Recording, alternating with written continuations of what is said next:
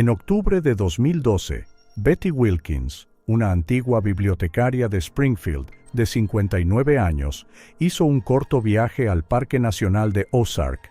Les dijo a sus hijos que quería pasar unos días en el bosque otoñal para ayudarla a organizar sus pensamientos tras la muerte de su marido. La mañana del 22 de octubre fue vista en el sendero de Big Creek, cerca de la ciudad de Ellington. Caminaba despacio, con una pequeña mochila y una botella de agua. Esa noche, Betty no regresó al motel.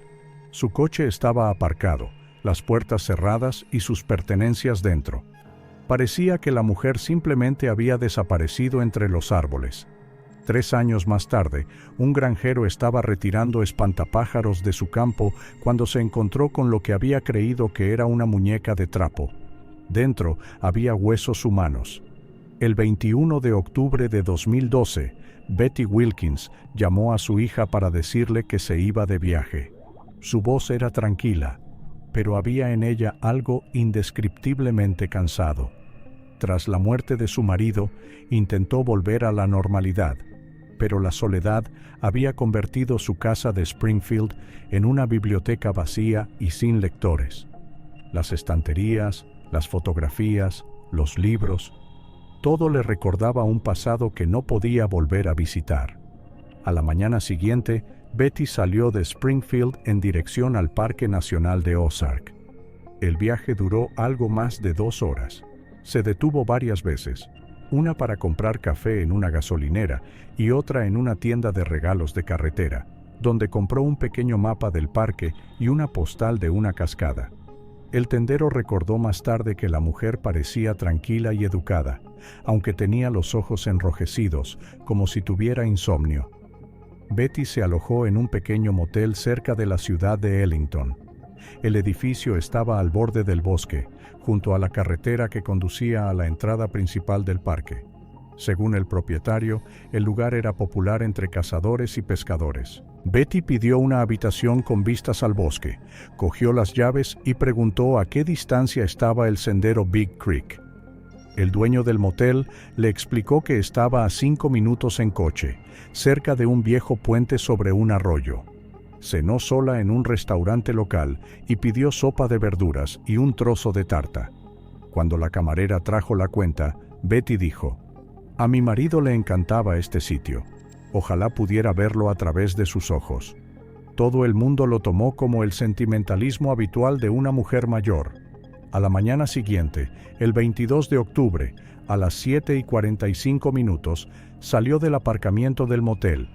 Una cámara de vigilancia captó cómo desaparecía por una curva en dirección al Parque Nacional. Aquel día hacía fresco. El cielo estaba cubierto con una ligera niebla y el aire olía a humedad y a hojas. El otoño en los Ozarks siempre llega de repente. Los árboles se vuelven rojos y ámbar, y las brumas matinales parecen casi vivas. A las 8:20, Betty firmó en el libro de visitas del mostrador de información del inicio del sendero Big Creek Trail. Dejó una breve nota: «El sendero es un paseo fácil. Volveré por la tarde». Fue lo último que se leyó de su puño y letra.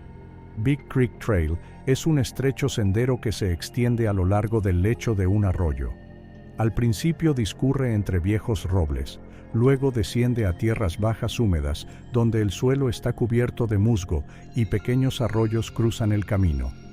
En primavera se oye el canto de los pájaros y el murmullo del agua, pero en otoño reina el silencio, donde cualquier sonido parece ajeno.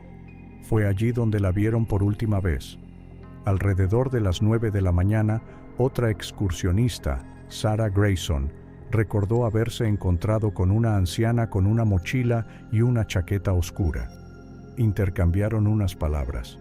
Betty le preguntó si había tiendas de recuerdos o cafeterías cerca. Sarah le sugirió que se pasara por la ciudad de Elsinore cuando regresara. La mujer sonrió y le dio las gracias. Cuando le preguntó si viajaba sola, respondió: «Sí, solo quería dar un paseo». Después de eso, nadie volvió a verla. Se sabe que Betty llevaba una pequeña mochila con una botella de agua, un bocadillo y un impermeable ligero. Se dejó el teléfono en la habitación, que la policía encontró más tarde en la mesilla de noche. Llevaba las llaves del coche en el bolsillo y la cartera y la documentación en la bolsa que se había llevado. Por la tarde, llovió brevemente sobre el Ozark. Los excursionistas que recorrieron el sendero aquel día recordaron que el bosque se volvió oscuro y frío, y la niebla tan espesa que no podían ver más allá de unos metros. Después de las 4, la mayoría de los visitantes abandonaron el parque. Solo el sedán plateado de Betty Wilkins permaneció en el aparcamiento de la entrada. Cuando oscureció, el dueño del motel, Tom Reeves, se dio cuenta de que su coche seguía en el mismo sitio. Recordó que la mujer solo había planeado una excursión de un día. Al principio pensó que podría haber ido a cenar a la ciudad, pero a medida que avanzaba la noche y la habitación permanecía vacía, su preocupación se convirtió en temor. Había un mapa plegado del parque sobre la cama y un cuaderno a su lado, en cuya última anotación se leía simplemente: Big Creek, mañana, tranquilo. Reeves llamó a la policía local a la mañana siguiente. El agente de guardia anotó los datos de la mujer y le aconsejó que esperara, por si había decidido quedarse en el parque. Pero cuando pasó otro día y el coche seguía aparcado, volvió a llamar, esta vez con insistencia. La policía llegó al motel, inspeccionó la habitación y el maletero del coche. Todo dentro estaba ordenado, sin signos de apuro o forcejeo. Había una funda de paraguas en el asiento, y bajo ella un libro de ruta, con páginas que marcaban los lugares que Betty ya había visitado con su marido. En la última página había una entrada: Ozark, regreso. Aquella noche, la ciudad de Ellington escuchó por primera vez un nombre que se convertiría en leyenda. Una viuda cualquiera de Springfield, que decidió dar un paseo por el bosque, desapareció sin dejar rastro. Fue como si los propios árboles se cerraran tras ella, ocultando sus pasos, su aliento y su destino. El 24 de octubre de 2012, al amanecer, los primeros equipos de búsqueda se reunieron a la entrada del parque Ozark. El bosque estaba envuelto en una espesa niebla, y el aire olía a hojas mojadas y a gasolina de los todoterrenos de los equipos de rescate. El sargento John Craig, agente del departamento del sheriff del condado de Reynolds, recibió la orden de llevar a cabo una búsqueda exhaustiva en el sendero de Big Creek. Voluntarios, guardas forestales y varios cazadores locales se encontraban cerca. Todos miraban un mapa pegado al capó del coche, con una línea roja que delimitaba la zona de búsqueda. El primer día no hubo muchos resultados. Decenas de personas peinaron el corredor forestal a lo largo del arroyo, comprobando barrancos, caminos abandonados, viejas huellas de tractor. Una perra llamada Molly, con experiencia en la búsqueda de personas desaparecidas, captó rápidamente el olor de las pertenencias de Betty que la policía había recuperado de su habitación de motel. Al principio pareció funcionar. La perra caminaba con confianza, dando zarpazos en el suelo húmedo, deteniéndose, olfateando y tirando de la correa para adentrarse en el bosque. Pero a unos cientos de metros de la entrada, el olor desapareció, como si se hubiera disuelto en niebla. Molly giró sobre sí misma, ladró y se tumbó. Para los adiestradores, eso significaba que el rastro se había roto. Entonces decidieron dividirse. Algunos siguieron por el sendero de Big Creek, mientras que otros se dirigieron hacia la zona esteparia donde el sendero abandonaba el bosque. El tercer grupo subió a las colinas donde antes había tierras de cultivo, ahora cubiertas de maleza. Allí, en la frontera entre un campo y un bosque, encontraron una botella de agua de plástico. La etiqueta estaba desgastada y la superficie cubierta de gotas de lluvia. Nadie podía asegurar que perteneciera a la mujer desaparecida. Los expertos la enviaron a analizar sus huellas dactilares, pero la humedad y el tiempo habían borrado cualquier resto que pudiera quedar. La búsqueda continuó día tras día. Todas las mañanas, los voluntarios se reunían en el cuartel general, instalado en un aparcamiento cercano al puente sobre Big Creek. Termos de café, mapas plegados, linternas, el olor a gasóleo del generador. Ese era el ambiente de aquellos días. Un helicóptero con una cámara termográfica sobrevoló el bosque varias veces. Desde el cielo solo se veían las interminables copas de los árboles y la oscura cinta del arroyo. Ni rastro de un ser humano. Los habitantes de la zona ayudaron en todo lo que pudieron. Un agricultor proporcionó un quad, otros una barca para revisar las bahías. Los guardas forestales dijeron que la zona era peligrosa. Las tierras bajas estaban llenas de hoyos cubiertos de juncos, y había zonas en las que el suelo se hundía bajo los pies. Pero incluso estos lugares fueron registrados varias veces. El resultado fue 0. Al tercer día, se unieron a nosotros voluntarios de la organización Missouri Search and Rescue. Eran personas experimentadas con un perro, drones y laboratorios de campo. Construyeron una cuadrícula de búsqueda, dividiendo la zona en cuadrados de 400 metros. Cada sector se marcó con cinta roja en los árboles. A medida que los equipos regresaban, iba apareciendo poco a poco un mosaico en el mapa, docenas de cuadrados marcados, pero ninguna pista. Mientras tanto, el tiempo empeoraba. La lluvia otoñal convertía los senderos en canales fangosos y el viento arrancaba las últimas hojas de los árboles. Por la noche, las sirenas sonaron sobre el bosque, mientras los rescatadores terminaban otra jornada y se hacían eco unos a otros para que nadie se perdiera. Cuando el silencio volvió a cubrir las colinas, el bosque parecía vacío e indiferente, como si no quisiera revelar lo que le había ocurrido a la mujer. Los hijos de Betty, la hija Melissa y el hijo Jason, llegaron de Springfield a la mañana siguiente de iniciarse la búsqueda. Sus rostros aparecieron en las noticias locales y concedieron breves entrevistas cerca de la tienda del cuartel general. Melissa mostró una foto de su madre, sonriente, con un sombrero de verano y un libro en la mano. Repitió a los periodistas: «Mamá conocía estos lugares, no podía haberse perdido así como así». Pero el bosque no dio ninguna respuesta. Los voluntarios trabajaron durante casi una semana sin descanso. Les llevaban comida caliente, café y mantas. Por la noche, todos se sentaban alrededor de la hoguera a discutir rutas y versiones. Algunos decían que Betty podría haber resbalado y caído al barranco, mientras que otros sugerían que le había fallado el corazón. Algunos murmuraban sobre animales salvajes o incluso juego sucio, pero no había pruebas. El sexto día de la operación llegaron perros de búsqueda de otro condado. Los soltaron cerca del lugar donde se encontró la botella. Al principio, los animales siguieron el rastro, pero después de unos cientos de metros cambiaron bruscamente de dirección y se detuvieron en una zona abierta donde el bosque se convertía en campo. Allí empezaron a correr en círculos, ladrando excitados, y luego se callaron. Los adiestradores explicaron que el rastro se había perdido en el viento, posiblemente porque el viento había arrastrado el rastro fuera del campo. Este fue el último lugar donde se pudo rastrear el camino de Betty. Después de eso, la búsqueda empezó a desvanecerse. Cada día disminuía el número de voluntarios, algunos volvían al trabajo, otros perdían la esperanza.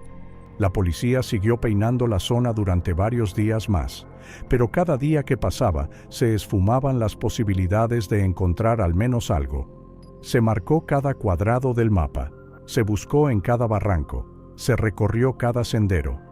Cuando pasó una semana, el sheriff anunció oficialmente que la fase activa de la búsqueda había terminado. La investigación pasaría a manos de la Unidad de Personas Desaparecidas. Para los lugareños, aquello sonaba a veredicto.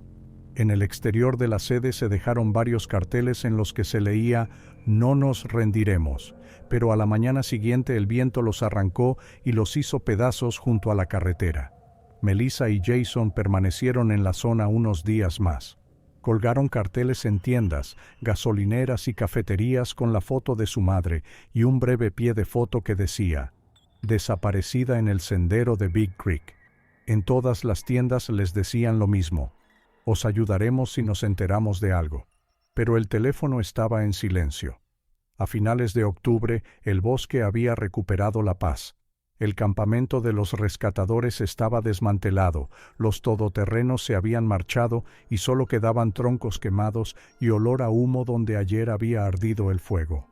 El silencio volvió a apoderarse de los árboles y parecía como si nada hubiera ocurrido.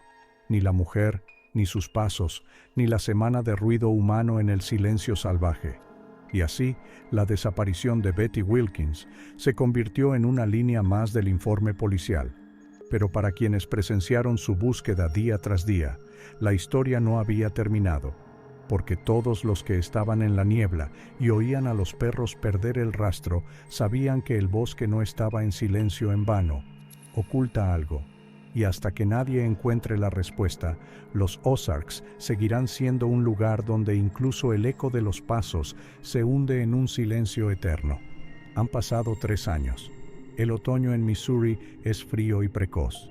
Los campos que rodean la ciudad de Ellington están amarillos, como congelados en previsión del invierno. El granjero Elvis Clayton, un hombre de unos 60 años, estaba terminando de cosechar maíz. Su granja estaba fuera de los caminos trillados. Una vieja granja con un granero de madera, un establo y parcelas que descendían hasta el río. Los campos se extendían por casi 50 acres, y por todas partes, como había sido costumbre desde los tiempos de su abuelo, había espantapájaros. Elvis creía que sin ellos, la cosecha sería peor. Había diferentes tipos de espantapájaros, viejos y torcidos, hechos por su padre, otros más nuevos, hechos de tablas frescas y camisas descoloridas. Todos estaban en fila, como una guardia silenciosa entre los tallos de maíz. Clayton no sabía cuándo había aparecido el que parecía viejo, pero era diferente. Se confundía con los demás, parecía corriente en la niebla de la mañana. Fue a finales de noviembre, cuando el granjero decidió que era hora de guardar los viejos espantapájaros antes del invierno. La mañana era fría y el viento levantaba nubes de polvo y hojas secas sobre el campo. Clayton recorrió la hilera, arrancando los espantapájaros uno a uno, amontonándolos para quemarlos. Algunos se deshacían al primer contacto, mientras que otros se agarraban con fuerza, como si hubiera algo pesado en su interior. Cuando llegó al último de la fila, el sol ya estaba bajo. Este espantapájaros llevaba una camisa oscura y un viejo abrigo. El sombrero estaba a un lado, y por las mangas asomaba paja. Clayton agarró la cruz de madera para sacarla de la tierra e inmediatamente sintió el peso, anormalmente pesado para un espantapájaros normal. Volvió a tirar, el armazón se balanceó y un crujido seco llegó desde abajo. Parecía que la madera del interior estaba podrida, pero lo que cayó a sus pies no era una rama. Clayton se quedó helado. De las entrañas del espantapájaros cayó una mano, blanca, seca, cubierta de jirones de tela. El granjero saltó instintivamente hacia atrás, casi cayendo al barro. El sol le dio en la cara y vio los restos del cuerpo entre el polvo, huesos envueltos en ropas podridas y viejas. En el dedo brillaba un anillo de boda de metal. Durante unos segundos Elvis no pudo ni respirar. Le pareció que el campo a su alrededor había enmudecido, incluso el viento se había calmado.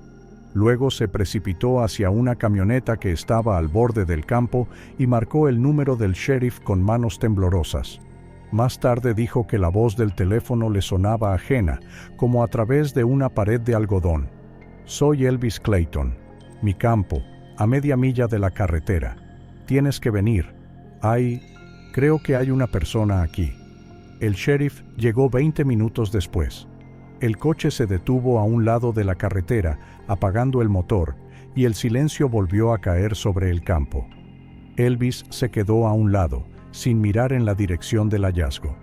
Cuando la policía se acercó, vio que el espantapájaros estaba partido por la mitad, y que el armazón del interior no era de madera, sino de huesos humanos envueltos en alambre. El cráneo estaba pegado al poste con un trozo de tela que había sido el cuello de una camisa. Los detectives que llegaron más tarde recorrieron cada palmo de terreno. Todo a su alrededor estaba en calma. Un campo seco, las huellas de las botas de Clayton, unos retazos de tela que el viento había arrastrado hasta el río. El forense del lugar determinó que el cadáver llevaba allí varios años. La tela estaba tan podrida que se deshacía bajo sus dedos, pero se conservaban algunas cosas: una hebilla metálica de cinturón, un anillo de boda en el dedo y un fragmento de tela con un estampado, una camisa de flores, de mujer. El granjero estaba sentado en el coche con una manta encima. Aún le temblaban las manos. Repitió que no sabía cuándo había aparecido el espantapájaros. Dijo que estaba allí de pie como todos los demás y que nadie había notado nada extraño. Cuando le preguntaron si alguna vez había oído hablar de la desaparición de un turista en la zona, Clayton se encogió de hombros. «La gente se pierde todos los años», dijo en voz baja. Al anochecer, un equipo de forenses trabajaba sobre el terreno. Iluminaban el lugar con focos y recogían muestras de tierra, pequeños trozos de madera y trozos de tela. Cada fragmento encontrado fue fotografiado y empaquetado en bolsas separadas. Por la noche, la zona fue acordonada. El campo de Clayton se había convertido en la escena de un crimen. Los residentes locales se enteraron a la mañana siguiente. Periodistas, vecinos y curiosos acudieron en masa a la granja. La policía no dejó que nadie se acercara, pero los rumores se extendieron al instante. Han encontrado un cadáver, un espantapájaros con huesos, algo terrible en el campo. Los ancianos de la tienda recordaron que hacía 3 años había desaparecido aquí una mujer, una turista de Springfield. Otros decían que podía tratarse de los restos de alguien de antaño, pero todos estaban de acuerdo en una cosa: el bosque y los campos de Ozark esconden más de lo que parece a simple vista. Mientras tanto, los expertos desmontaban los restos del espantapájaros. Resultó que el armazón estaba formado por 2 palos de madera atados con alambre de cobre que sujetaban los huesos. Llevaba un abrigo oscuro sobre una camisa clara, una combinación impropia de cualquier estación. Había restos de pelo rubio oscuro en el cráneo. En el bolsillo se encontraron un trozo de la cremallera de una bolsa y un trozo de cuerda, que probablemente se utilizó para sujetar el cuerpo a la cruz. El forense no dio ninguna conclusión oficial sobre el terreno, pero dijo brevemente: «Esto no es un accidente, ha sido obra de manos humanas». Esta frase se extendió rápidamente entre todos los presentes. Cuando el crepúsculo descendió sobre Ellington, el campo volvía a estar vacío. Solo los espantapájaros que quedaban en las otras filas se balanceaban al viento, y había algo ominoso en ese balanceo. Clayton no se quedó en casa aquella noche. Le dijo a su esposa que no podía soportar mirar sus campos, y fue a visitar a un pariente en la ciudad. El momento en que tiró del espantapájaros y sintió su peso, extraño, frío, como salido de la tierra, no dejaba de venirle a la memoria. Ahora su maizal había pasado de ser una simple tierra a la escena de un crimen. Y a partir de aquel día, todos los vecinos que pasaban por allí aminoraban la marcha y miraban hacia las hileras donde antes estaban los espantapájaros. Parecía que entre ellos aún había uno que no se sacudía ni con el viento más fuerte. Los restos del campo de Clayton fueron transportados a un centro forense de San Luis. El transporte duró toda la noche. Lluvia, carreteras encharcadas, coches con luces intermitentes que proyectaban luz azul sobre el asfalto mojado. En el laboratorio, todo transcurrió en silencio. Los cadáveres que llevan varios años enterrados o a la intemperie no dejan muchas respuestas, solo preguntas que huelen a metal y a tierra húmeda. El forense Dr. Henry Collins llevaba más de 20 años trabajando en las instalaciones.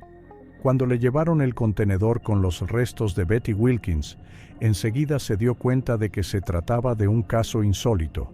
El marco, el alambre de cobre, la paja dentro de la ropa, todo parecía más un ritual que un accidente. Los expertos desmontaron los fragmentos con cuidado, como si se tratara de un hallazgo arqueológico.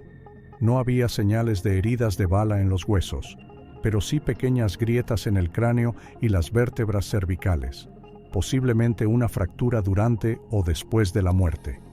La primera confirmación de su identidad fue un anillo encontrado en el dedo de su mano derecha. Una sencilla alianza de oro con un grabado interior. BNN, 1981. La hija de Melissa, que fue llamada al laboratorio, lo reconoció sin ninguna duda. Dijo en voz baja: «Papá se lo regaló a mamá por su 20º aniversario». A partir de ese momento comenzó oficialmente el procedimiento de identificación.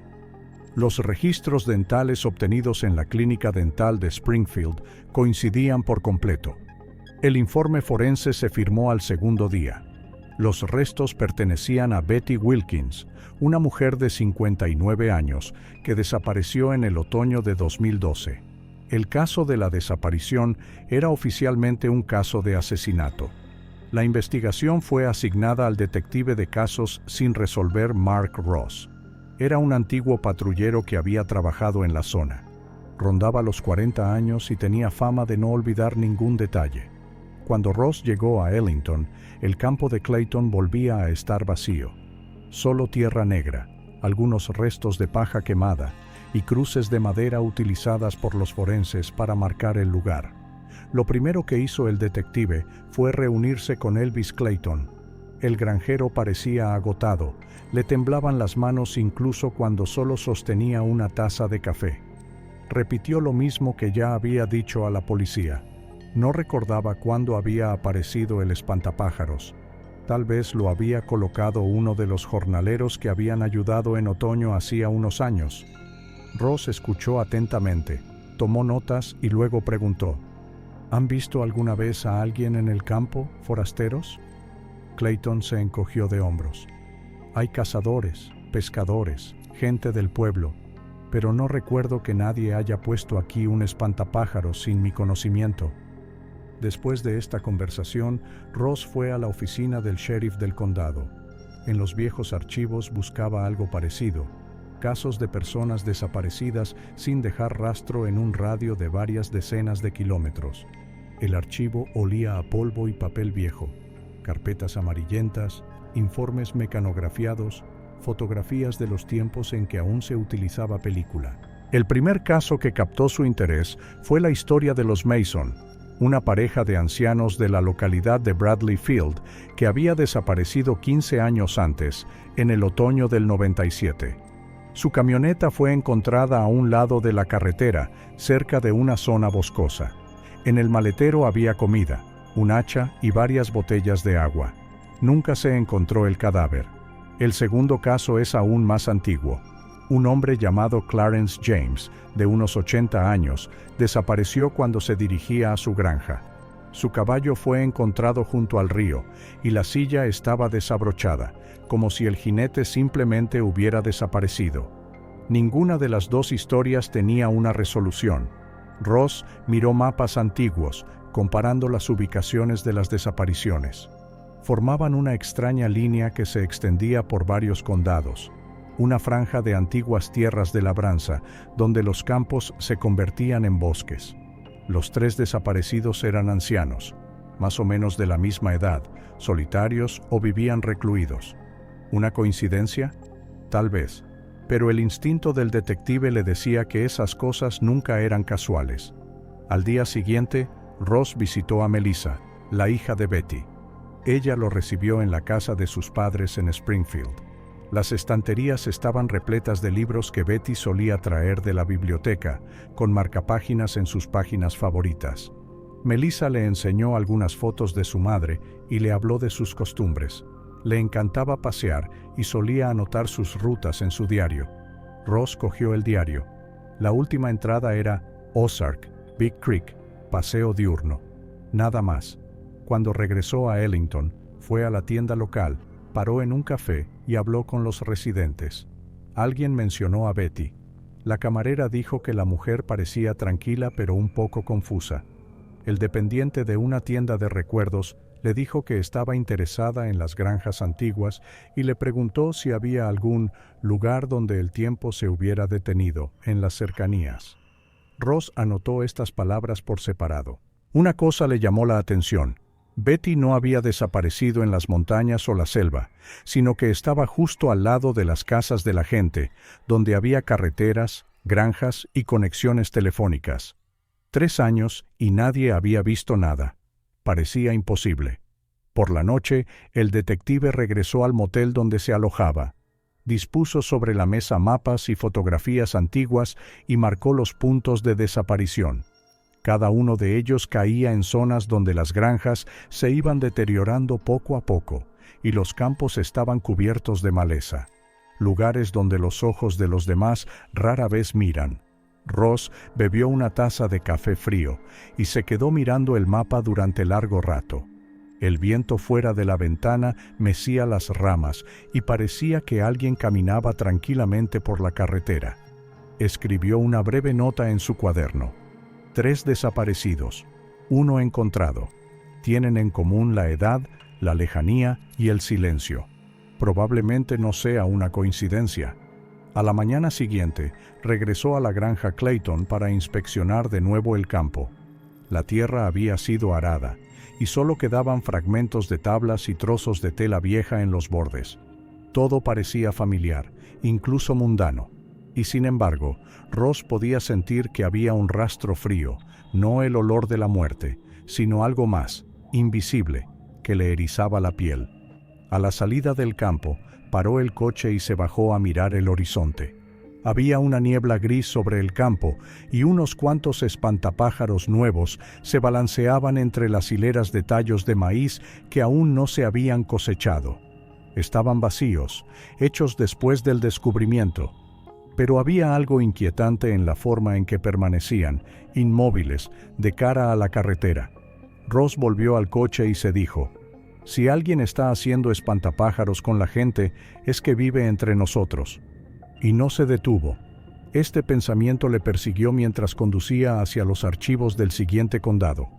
Por la ventanilla oscurecía poco a poco, y la carretera entre las colinas parecía interminable.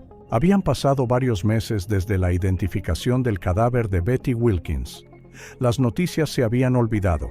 El campo de Clayton había vuelto a crecer con hierba nueva, y el caso estaba en un grueso archivo de la oficina del sheriff, marcado como sin resolver. El detective Mark Ross siguió trabajando casi a ciegas. Ya había interrogado a todos los testigos que pudo encontrar, había comprobado todos los rastros. Incluso recorrió los mapas de la zona, con la esperanza de descubrir algún detalle que no hubiera visto antes. Pero nada se movía. Por las noches, revisaba viejas fotografías de la escena del crimen, comparando los detalles más pequeños. El ángulo en el que se encontraba el espantapájaros, la colocación de la cuerda, las marcas de clavos en el poste. Nada que pudiera conducir a la persona que lo hizo. El asesino actuó con frialdad, con cálculo, y lo más importante, no dejó ninguna firma. Un día, Ross volvió al motel donde Betty se había alojado antes de desaparecer. Pensó que podría haber pasado por alto algo obvio. El dueño, un anciano llamado Tom Reeves, lo recibió en el vestíbulo. Había polvo sobre viejas fotos enmarcadas, turistas sonrientes, cazadores, familias junto al río. Sobre el mostrador había un grueso libro de visitas, pero rara vez aparecían entradas nuevas. Me interrogó entonces, dijo Reeves, limpiándose las gafas. Le dije todo lo que sabía. Lo recuerdo, replicó Ross, pero a veces la gente recuerda detalles con el tiempo. Quizá recuerdes algo. Se sentaron junto a la ventana. Ross abrió el periódico con el retrato de Betty impreso para la prensa. Lo imprimió para enseñárselo a quien pudiera verlo. Mientras hablaban, el dueño miró la foto y suspiró suavemente. «Sabes, ella me pareció amable entonces, triste, pero tranquila. Y luego, de alguna manera, todo se calmó. La gente olvida rápido». El detective estaba a punto de marcharse cuando Reeves recordó de repente: «Todavía tengo un libro de críticas de ese año en alguna parte. Iba a quemarlo, pero creo que no lo tiré». Un momento. Desapareció tras la puerta trasera. Unos minutos después, regresó sosteniendo un libro grueso y polvoriento con la cubierta hecha jirones. Las páginas estaban amarillentas, algunas con manchas de café. Ross hojeó algunas, comprobando las fechas. Notas de invitados, agradecimientos, deseos, bromas al azar. Y de repente, un breve párrafo escrito con bolígrafo. Bonito lugar para alojarse. Gracias a los anfitriones. En el camino, vi a un hombre parecido a un ermitaño con un camión. Estaba recogiendo ramas viejas junto a la carretera. Tenía un aspecto extraño, pero quizás solo era un lugareño. Dave, de Tulsa. Ross lo leyó varias veces. La fecha de la grabación era 24 de octubre de 2012, 2 días después de la desaparición de Betty. ¿Recuerda a este hombre?, preguntó Ross, mostrando las líneas al propietario. Reeves frunció el ceño y trató de recordar. Dave, creo que sí. Ha estado aquí unas cuantas veces. Mecánico ambulante, arreglaba coches en la carretera. Un tipo bonachón, de Oklahoma, creo. Trabajó para unos granjeros temporalmente.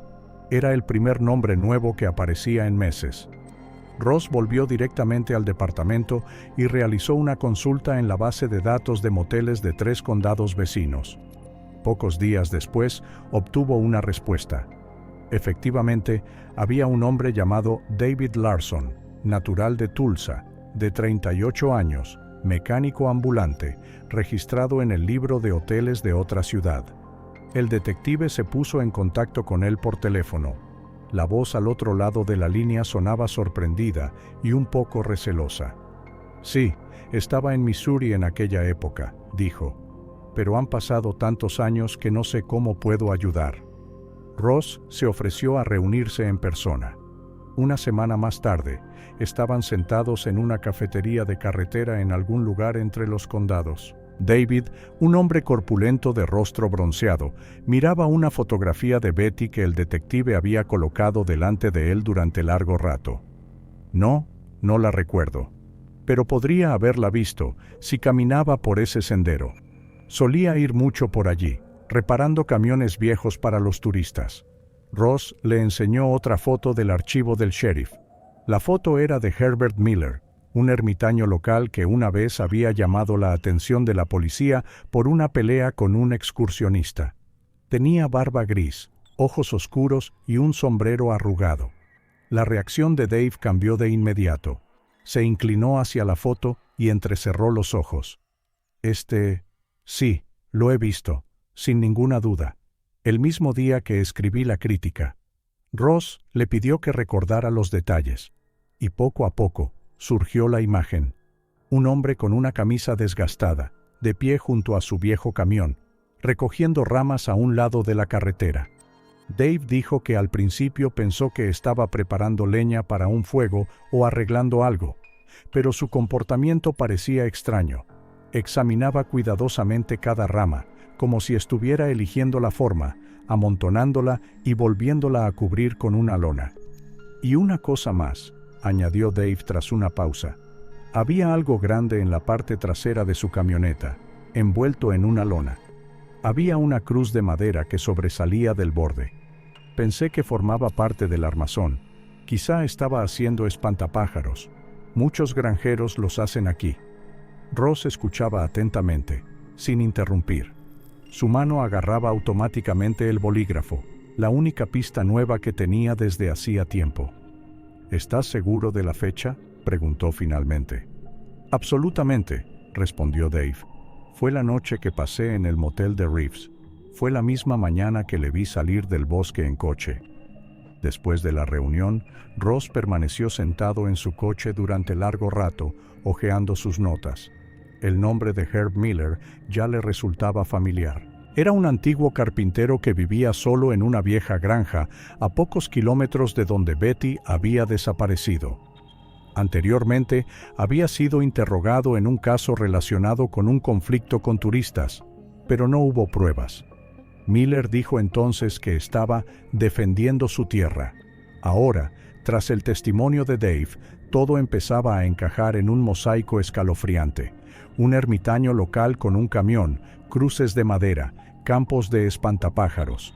Todo lo que antes parecían detalles aislados se convirtió de repente en un patrón. Aquella noche, a última hora, mientras miraba las fotos del lugar, Ross sintió el mismo frío toque de intuición que una vez le había sacado de los más oscuros callejones sin salida. En una de las fotos, ampliada bajo una lámpara, vio un detalle familiar: un fragmento de poste de madera, no hecho como las cruces de fábrica, sino a mano, con muescas de una sierra. Había visto otros similares en los cobertizos de viejos carpinteros, y entonces el detective hizo una nota en su diario: Miller, finca al norte de Big Creek. Comprobar conexión con las desapariciones. Necesito una orden. Fuera de la ventanilla llovía ligeramente, y las gotas golpeaban el techo del coche como si estuvieran contando los segundos para algo inevitable. Ross cerró el cuaderno y se quedó mirando la oscuridad de la carretera, donde los contornos de antiguas granjas se perdían entre las colinas que tenía delante. En algún lugar de las profundidades del bosque, tal vez, aún quedaban espantapájaros en los que nadie había reparado. La orden de registro de la finca de Herb Miller se firmó al amanecer. El papel olía a tinta fresca y a café mientras la detective Ross permanecía de pie junto a su coche, apretando el documento en la mano mientras una fría niebla se levantaba sobre Ellington. 3 agentes y un forense estaban asignados a la operación. Partieron por una estrecha carretera que se adentraba en el bosque. La vieja casa de Miller se alzaba a pocos kilómetros de la carretera principal, abandonada entre la espesura, como si el propio bosque tratara de ocultarla a la vista. La finca parecía abandonada, pero no desierta. La hierba estaba pisoteada y había un camión junto al porche, uno viejo y descolorido con óxido en la puerta. En la parte trasera del camión había troncos, tablas de desecho y una lona. La misma lona que Dave de Tulsa había visto 3 años atrás. Herb Miller salió solo a su encuentro. Alto, con una barba del color de la ceniza gris, llevaba una chaqueta gastada y botas pesadas. No mostró ni miedo ni sorpresa. Cuando Ross leyó la orden, Miller se limitó a asentir. «Pueden registrarme. No me escondo», dijo con calma. Su voz era uniforme, casi amable, pero sus ojos eran fríos, incoloros, como el hielo de un río. El primer objeto a registrar fue un viejo cobertizo detrás de la casa. La puerta crujió al abrirse y el olor a madera podrida y pintura me llegó de inmediato a la nariz. Dentro reinaba el silencio, solo roto por el goteo del agua del tejado. Las paredes estaban forradas de herramientas, sierras, martillos, latas de clavos. En las estanterías había docenas de espantapájaros, palos de madera, cuerdas, trozos de tela, sombreros viejos. En el centro había una gran mesa con un álbum abierto, un grueso cuaderno de tapas gastadas. El experto abrió las páginas con cuidado. Dentro había dibujos de figuras humanas hechos con bolígrafo negro. Bajo cada uno de ellos hay breves leyendas. Marzo, guardián del jardín. Julio, guardián del campo. Luego hay notas más largas. Los olvidados por la comunidad pueden ser útiles. Todo el mundo tiene un propósito. Un mapa del condado colgaba de la pared contigua. Ross se acercó. El mapa estaba cubierto de pequeñas cruces dibujadas con lápiz rojo. Algunas iban acompañadas de fechas. Una estaba cerca de donde habían encontrado a Betty. Otra estaba cerca de la vieja granja donde había desaparecido Clarence James. La tercera estaba cerca del bosque donde se había visto por última vez a los albañiles. «Así que es suyo», susurró uno de los agentes. Ross no contestó. Se quedó mirando el mapa, consciente de que estaba en el taller de un hombre que había pasado años creando sus creaciones, no con madera y tela, sino con cuerpos humanos.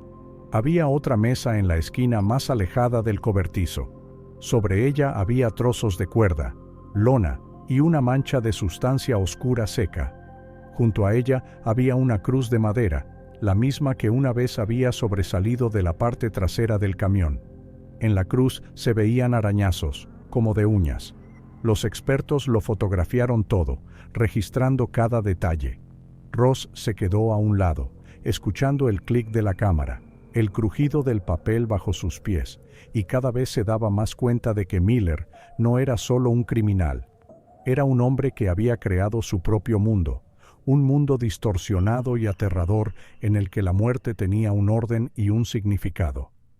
Cuando salieron del granero, Herb estaba sentado en el porche, con una taza de café frío en la mano. Observaba todos sus movimientos con indiferente curiosidad. Ross se acercó. ¿Puede explicarnos qué son estos mapas y registros?, preguntó. Miller se encogió de hombros. La gente se pierde, señor Ross. Alguien tiene que asegurarse de que sus muertes tengan un propósito. Yo solo ayudo a la naturaleza a encontrar su equilibrio. Sus palabras sonaban tranquilas, sin sombra de ironía. ¿Llama a eso equilibrio?, volvió a preguntar el detective. Sí, se sentían solos, sin familia, sin sentido. Yo se lo di.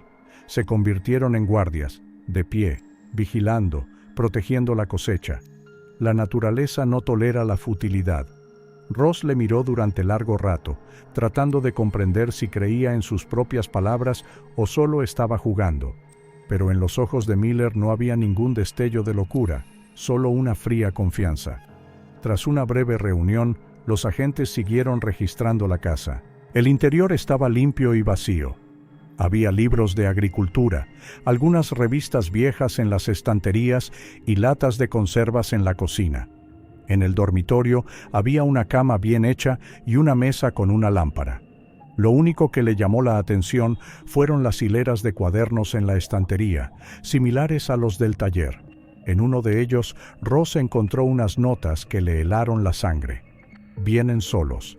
La naturaleza me susurra a quién elegir. Ancianos que no tienen a dónde ir. Duermen más tranquilos cuando ven un objetivo. Yo no mato, yo transformo. En las páginas siguientes hay fechas, marcas, nombres y frases cortas. Clarence es el guardián del manzanar. Betty es la guardiana del maizal. Cada línea era como una frase. Cuando Ross salió de casa, el día ya se inclinaba hacia el atardecer. El sol se abría paso entre las nubes, pintando la vieja granja de un color oxidado. La camioneta de Miller estaba aparcada junto a la verja, y en la parte trasera había otra cruz, pulcramente envuelta en una lona, como si estuviera lista para el siguiente trabajo. El detective dio unos pasos hacia ella, levantó el borde de la lona y vio un nuevo espantapájaros en blanco, cuerdas frescas, tablas nuevas y barniz que aún no se había secado. Todo olía a madera y a muerte al mismo tiempo. Lo comprendió. Miller no iba a parar. Se disponía a hacer nuevos guardias. Mientras los agentes le conducían al coche, Herb seguía manteniendo una extraña calma. Por un momento, levantó la cabeza hacia el cielo y dijo: «Pronto llegará la primavera. Los campos volverán a necesitar protección». Ross no respondió. Se limitó a mirar cómo se cerraba la puerta del coche, cortando la voz de Miller. Luego se volvió hacia el granero, donde en la penumbra, bajo la luz de los faroles, aquellas cruces rojas del mapa seguían blancas en la pared. 3 marcas, 3 destinos, 3 obras de un hombre que se hacía llamar pacificador. Y en este silencio, entre el olor a pintura y polvo, el detective sintió por primera vez que el verdadero mal no grita. Habla en voz baja, de forma convincente, como si estuviera pensando en el orden del mundo. Y por eso es más peligroso que cualquier locura. Herb Miller fue detenido esa misma tarde. Los agentes se acercaron a él sin prisas, y él ni siquiera intentó escapar. Permaneció de pie junto al porche, mirando hacia el campo, donde el humo de los coches de policía se deslizaba entre la maleza. No había miedo ni sorpresa en su rostro, solo un ligero cansancio. Cuando Ross se acercó y le leyó sus derechos, Miller asintió con calma y dijo: «No lo entiende, detective. Solo estaba dando forma al caos. En comisaría no exigió un abogado, no gritó, no se opuso. Se limitó a pedir una taza de café y luego empezó a hablar. Sus palabras fueron grabadas por taquígrafos, y Ross escuchó, tratando de no perderse nada. Miller dijo que conoció a Betty Wilkins por casualidad. Estaba junto a un arroyo, mirando el agua, y parecía confusa. Se ofreció a llevarla hasta la carretera porque le dijo que el camino era confuso. Ella aceptó. Luego, según él, hablaron un rato sobre la vida, sobre la pérdida, sobre la soledad. Me dijo que no sabía por qué había venido aquí. Me di cuenta de que ella ya pertenecía en parte a la naturaleza, explicó a los investigadores. Además, su testimonio se hizo cada vez más distante. No describió el proceso como un delito, sino como un rito de iniciación. Dijo que Betty parecía tranquila mientras se dormía y que él solo la había ayudado a cruzar la línea. Cada frase iba acompañada de detalles secos y técnicos, como si estuviera explicando el funcionamiento de una nave. No la maté, repitió. Le di un propósito eterno. Su vida no ha terminado. Ha pasado a formar parte del orden. La gente olvida, pero la tierra recuerda. Estas palabras se incluyeron en el protocolo. Cuando se leyeron más tarde en el tribunal, la sala se quedó en silencio. El psiquiatra forense, Dr. Lawrence King, mantuvo varias reuniones con Miller. La conclusión fue inequívoca. Estaba cuerdo. Era consciente de sus actos, pero padecía un profundo trastorno de personalidad con elementos de misión demente. Su visión del mundo se basaba en la idea de que la muerte no es el final, sino una forma de purificación, y él, Herb Miller, no es más que un instrumento de este ciclo natural. En la vista se comportó con la misma calma que durante su detención. Se sentó erguido, sonriendo a veces cuando se leían sus notas. No negó los hechos, no puso excusas. Cuando el juez le preguntó si entendía de qué se le acusaba, Miller respondió brevemente: «Malentendido. Usted ve muerte y yo veo armonía». Su hija Betty se derrumbó y abandonó la sala. Ross se sentó junto al fiscal y por primera vez sintió que ni siquiera una victoria en este juicio le daría una sensación de alivio. Había demasiado silencio en este caso. No gritos, sino un silencio pesado y pegajoso que permanecía después de cada testimonio. El fiscal construyó el caso sin emoción. Había suficientes pruebas: un mapa con marcas, anotaciones en el diario, animales disecados, el anillo de Betty encontrado en el taller. El tribunal no tuvo dudas, pero incluso cuando se acercaba la sentencia, Miller no mostró ningún temor. Cuando el juez leyó la sentencia, cadena perpetua sin libertad condicional, se limitó a inclinar la cabeza y hablar en voz baja. Entonces, supongo que el campo se ha quedado huérfano. Se lo llevaron y la sala permaneció en silencio durante varios minutos. Para Ellington, ese día era el final de una historia que había mantenido atemorizada a la gente durante 3 años. Pero al mismo tiempo, no trajo la paz esperada. Los periódicos llamaron al caso el espantapájaros pacificador. La televisión mostró imágenes de la vieja casa solariega cubierta por la lluvia y del campo de Clayton, donde ahora solo crecía hierba. Pero para quienes conocían los detalles, había algo más profundo tras las imágenes. Una retorcida noción de bondad convertida en horror. La detective Ross fue oficialmente elogiada por resolver el caso. En la foto de la ceremonia estaba de pie junto al sheriff mirando directamente a la cámara, pero no había alegría en sus ojos. Más tarde, dijo a sus colegas: «No he encontrado a un asesino, encontré a un hombre que se creía con derecho a arreglar la naturaleza». Tras el veredicto, Ross visitó el distrito varias veces. Soñaba con aquellas cruces en el mapa, las manchas rojas en el viejo papel, y cada vez se preguntaba si Miller estaba solo.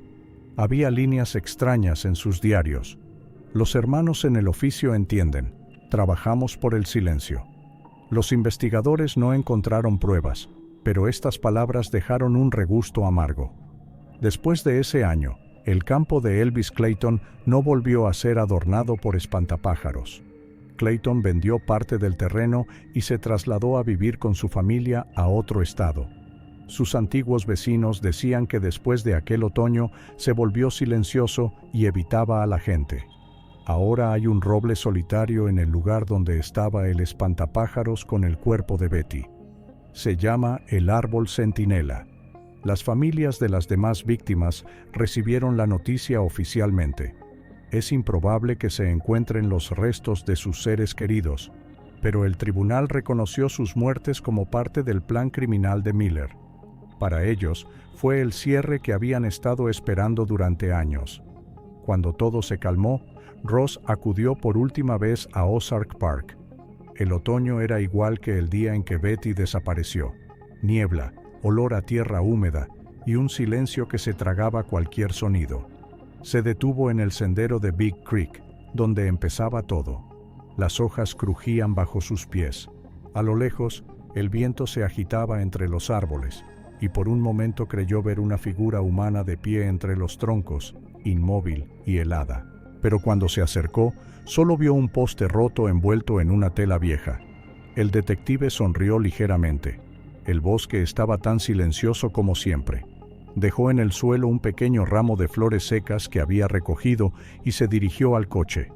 Había otros casos por delante, otras personas desaparecidas, pero en algún rincón de su mente sabía que en estas montañas, entre los campos y los barrancos, aún existen esos ermitaños, los que ven la muerte como un oficio y el silencio como una justificación. Las montañas Ozark guardan bien sus secretos, y quizá bajo cada hoja caída haya una sombra que una vez tuvo un nombre.